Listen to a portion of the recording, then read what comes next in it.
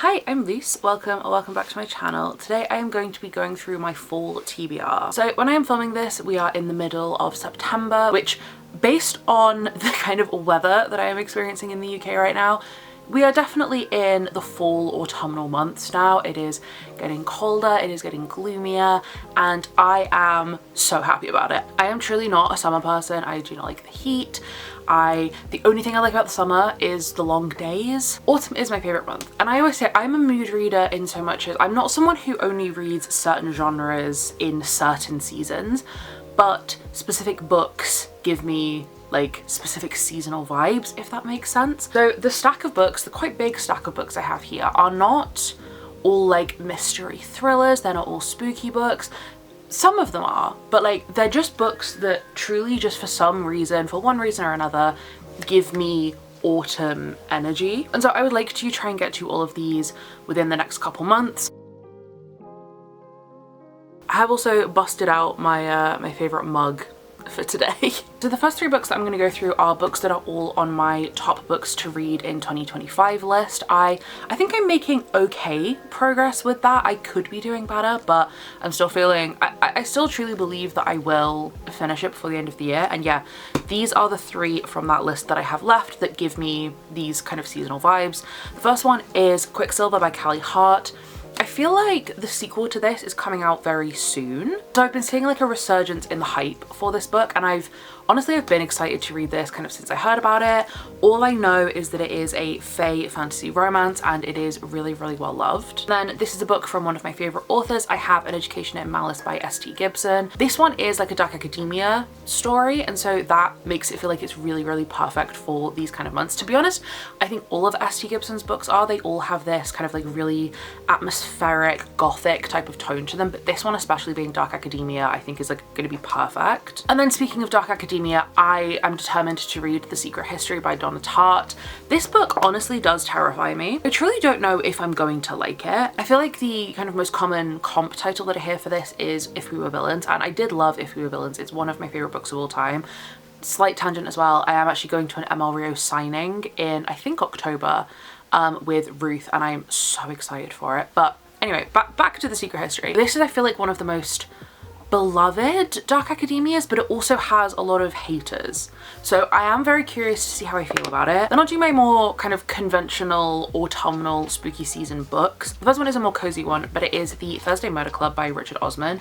This, I believe the TV show has just come out for. I have seen quite a lot of clips of it. It looks really good. This is also one that my cousin really loves, so I feel like I need to read this so I can talk to her about it. All I really know about this one is that it follows a group of older women and they are investigating a murder. And I love the idea of like a cozier mystery. I haven't read any, but I'm hoping that it is a genre I really like. Then the one classic that I have on my TBR, the one classic I will probably read this entire year, is Frankenstein by Mary Shelley. Side note, this copy is so cute. These are the Chilton Classics editions, I think. Frankenstein is one of the only classics that I have been really interested in reading for a very long time. I think partially because it is like a kind of like spookier gothic. Also, it is written by a woman, and if I'm going to be reading old books, I'd much rather they be written by women. Then I really want to read Strange Pictures by Iketsu. The main reason that I'm really intrigued about this one is that it has pictures and illustrations in it, and I believe that there is not a sequel, I think it's more of like a companion, or like, I don't know. There's another one basically by the same author with like a similar kind of vibe. So I'm really hoping that if I like this one, I will pick the other one up. But I've talked about this one I think a couple of times on my channel, and I've always read the same little synopsis bit, and I'm gonna do it again.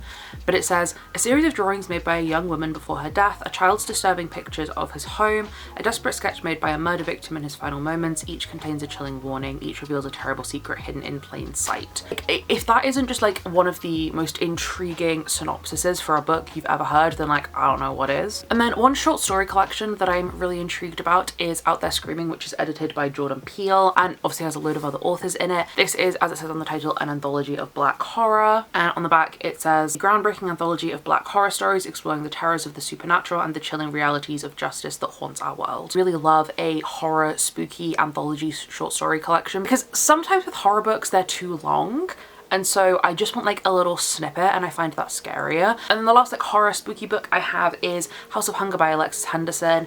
This one is vampires, I'm 99% sure, I also feel like it is sapphic. I could be wrong about that, but I feel like it's sapphic vampires.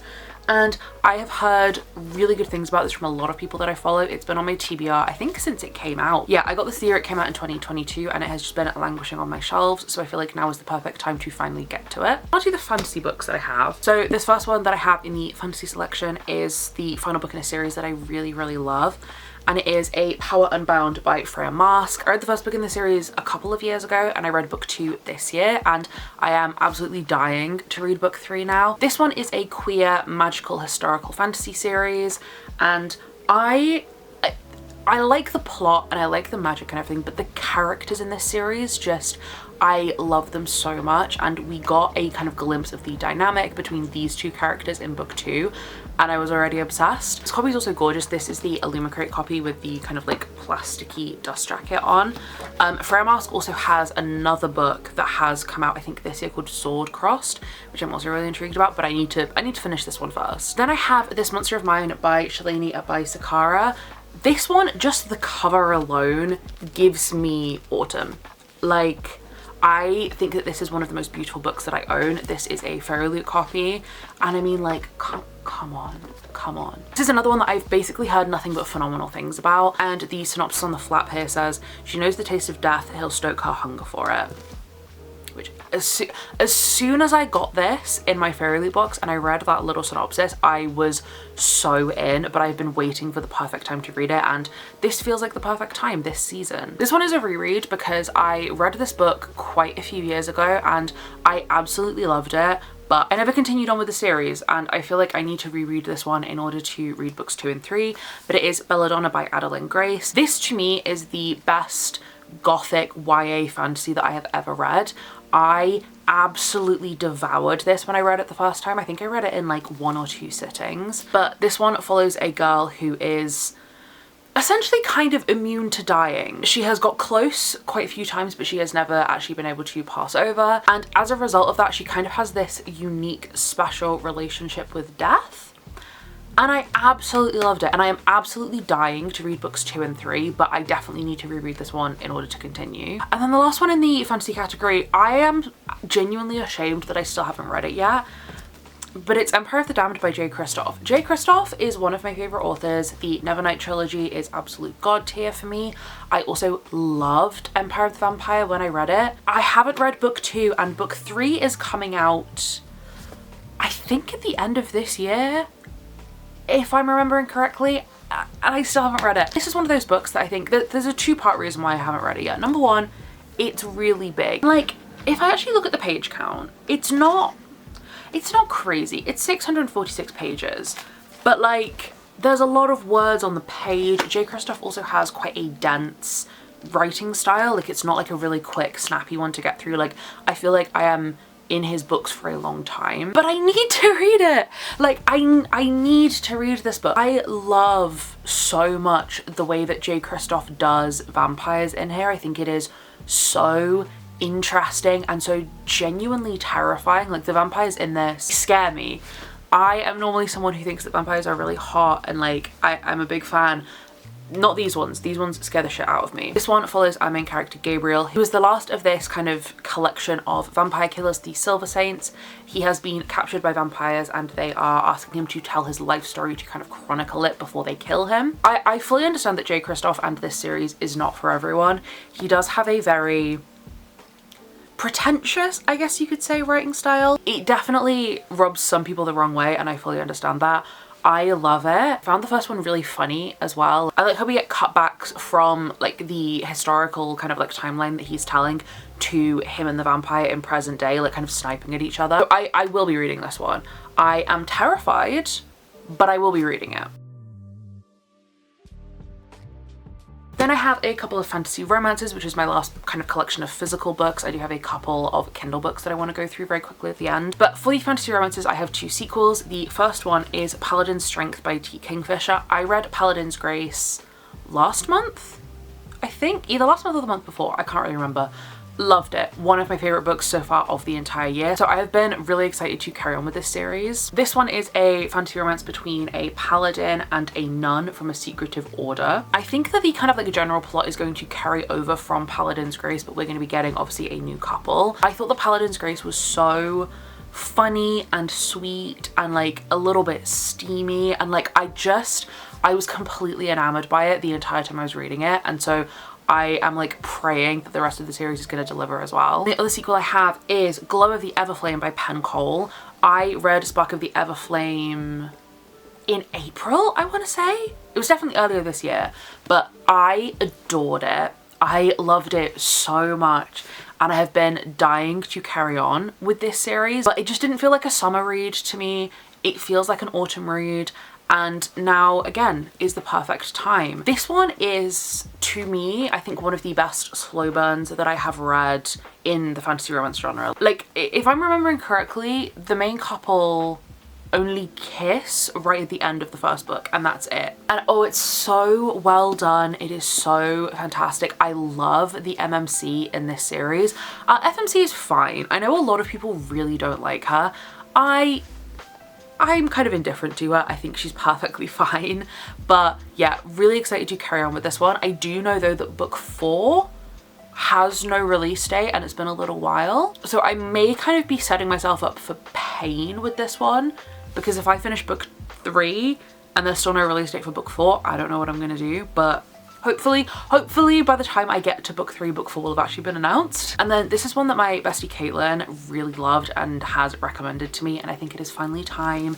It is Blood of Hercules by Jasmine Maas.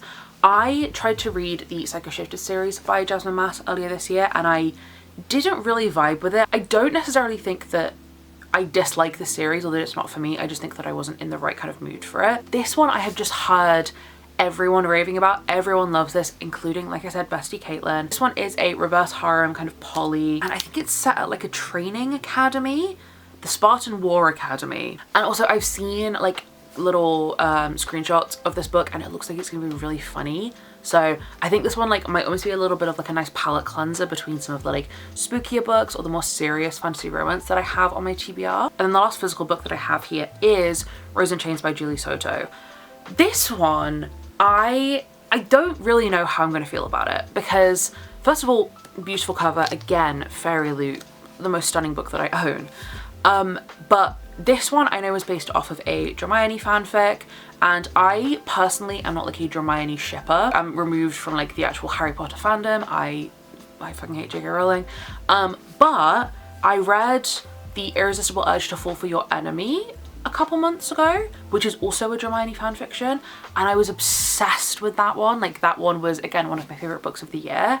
This one I feel like I've heard more mixed things about. This one I know is also a lot darker, which I think is part of the reason why some people didn't like it. I feel like they weren't kind of expecting it to be as dark as it is. Although it does have content warnings in it, which, you know. In this one, our FMC is sold to the family of our MMC, and then it's obviously going to be a romance between the two of them, so I think that's part of the reason why people have issue with it. But I don't know, truly I'm really intrigued to see how I feel about this one, and because this is a much darker book, I think that I'm going to really enjoy it, potentially, hopefully. Oh, and then actually I do have one more physical book, which is Nightfall by Penelope Douglas. This is the 4th and final book in the Devil's Night series. I have really enjoyed all the other 3, and I am so excited for this one because this one is finally Will's romance, and I have loved Will in all the other 3 books. It is Will and Emery. This is a dark, kind of new adult, I would say, romance. And again, huge. I don't know why I'm just putting a load of massive books on my TBR. This one is over 700 pages. But it's a romance, so I do feel like I'm probably gonna fly through it. Okay, and then I'm going to kind of rapid fire go through the couple of Kindle books that I have. I'm just gonna put a picture up here. The first one is A Tongue So Sweet and Deadly by Sophia St. Germain. This one is an indie fantasy romance. I have seen both Emmy and Laura absolutely raving about this, and if Emmy and Laura like it, then the chances are I'm probably gonna like it as well. So I truly don't know what this one is about. I just want to read it because they enjoyed it and have hyped it up. Then I have Vicious Fae by Caroline Peckham and Suzanne Valenti. This is the 3rd book in the Ruthless Boys of the Zodiac series, which is kind of like a prequel spin-off to Zodiac Academy. I have read books 1 and 2 this year. Absolutely loved them, so obviously I want to continue on with the series. City of Souls and Sinners by Kayla Edwards, which is book 2 in the House of Devils series. This one is an urban fantasy romance that gets kind of compared to Crescent City. I again read book 1 this year, loved it, really want to continue on. And then the final one that I'm going to put on here is Lady of Shadows by Melissa K. Rorick. This is book 2 in the Lady of Darkness series, and differently to the other sequels that I have read this year, I read the first book this year and was fine with it. I didn't love it. It was good, but it wasn't like a new all-time favorite. But I have faith that as I kind of go further on in the series, I'm going to enjoy it more. And I have books 1 to 4 on my Kindle, so like I might as well continue on with the series while I have them here. But yes, that is my fall/autumn TBR. Do I think I'm going to read all of these books? Absolutely not. But is it really fun to make TBRs? Hell yes. But that does bring us to the end of this video. I hope that you all enjoyed it. If you did, please feel free to give it a like, subscribe if you feel like it, and hopefully I will see you in a new video again soon. Bye!